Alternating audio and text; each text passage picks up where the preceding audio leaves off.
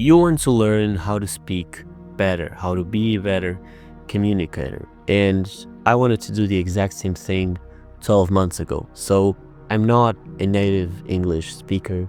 I'm Portuguese actually, but I wanted to learn how to speak English for this channel.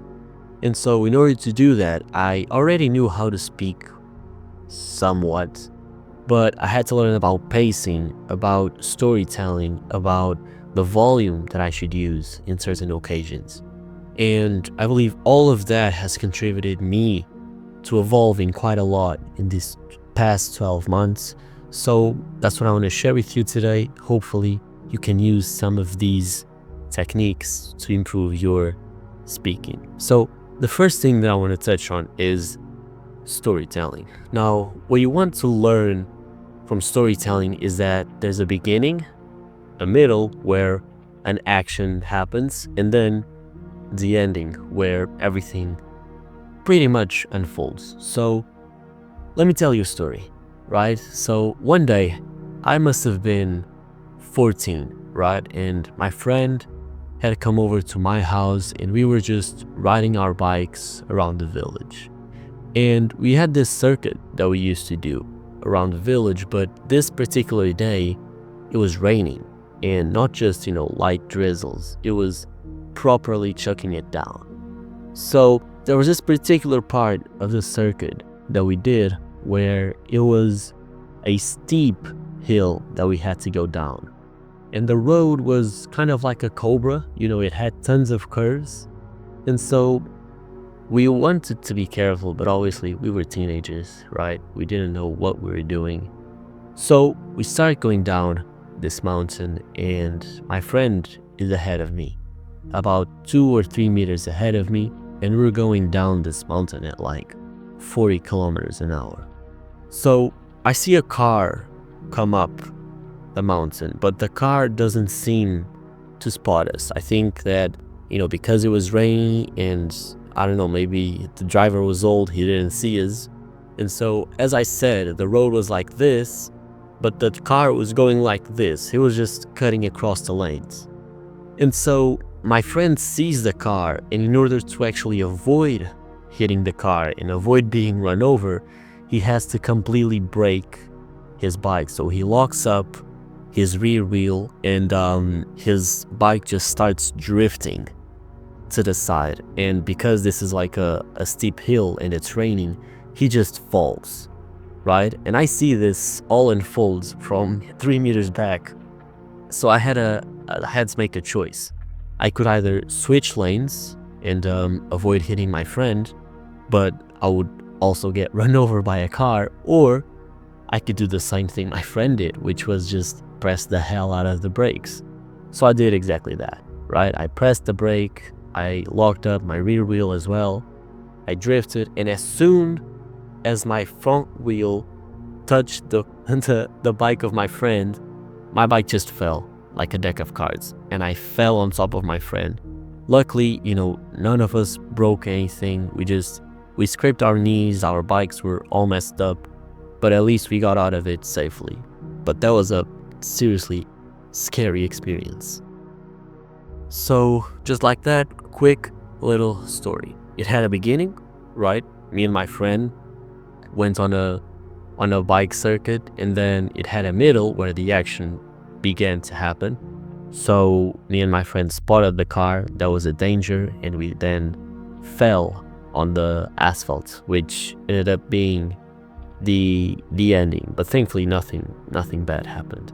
So that's the basics of storytelling. Now, one thing that I like to use with storytelling that is quite powerful is implement pacing. So what does that mean?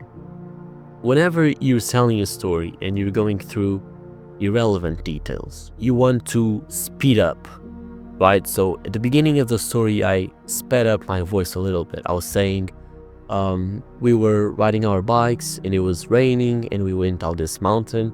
But then as soon as the action starts, as soon as the important stuff begins to appear, you want to slow down your voice.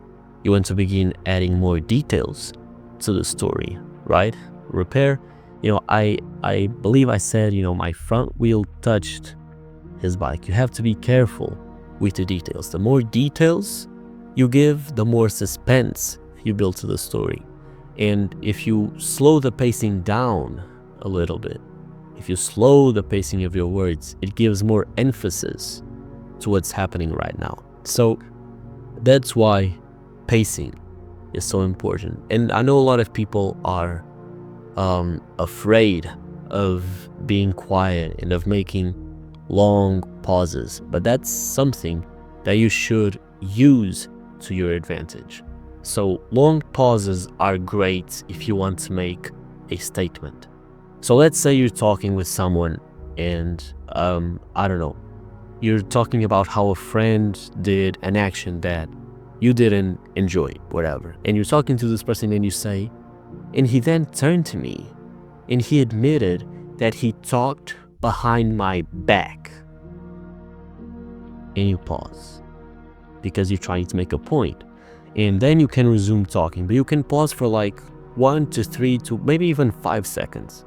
Behind my back. Can you believe that? Can you believe that? And then from then on, the conversation keeps going. Again, this is something that you want to get used to. I think everyone has their style. Some people can speak faster, some speak slower. For me, because I wasn't born speaking English, sometimes I have a hard time speaking too fast and then I have to breathe a lot. So I like to speak slow and clearly. And sometimes I get ahead of myself because my mind starts to think too fast. My mouth tries to keep up, but then my lungs say, bro, we need oxygen. And, you're not in sync. So you have to coordinate all of those things, and it creates kind of your flow. As you're speaking, everybody's got a flow, right? And your flow, you have to coordinate when you breathe in, when you breathe out, when you pace up the words that you're speaking, when you pace down. And what I recommend is what I did essentially. It's to record yourself on camera and then watch back the videos, because it's one thing for me to be talking or for you to be talking to someone else, but you're always on this side of the conversation. But if you record in the camera, you can then be on the other side of the conversation and you can see things from a different point of view and actually understand, okay, I spoke a little too fast right there, but I also spoke a little too slow over there. But here I did well, I paused for like 3 seconds to make a point. So, as time goes on, you get more used to it and it just becomes more natural. Now, obviously, I'm nowhere near as good as I want to be. I still have a lot to improve. But yeah, I think I've done a good amount of progress for the first, 12 or 13 months. And you can go to the first video of my channel and see how bad my English wasn't it wasn't good. Let's just put it that way.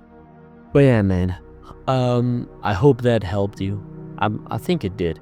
Just try to implement. If you don't have to like post these videos, right? But just record yourself talk and then watch back the videos. You don't have to post them on YouTube, but watch it for yourself so that you can learn and evolve. And I guarantee that your English will improve. But yeah, with that said, I love you, man, and I'll catch you in the next one. Peace out.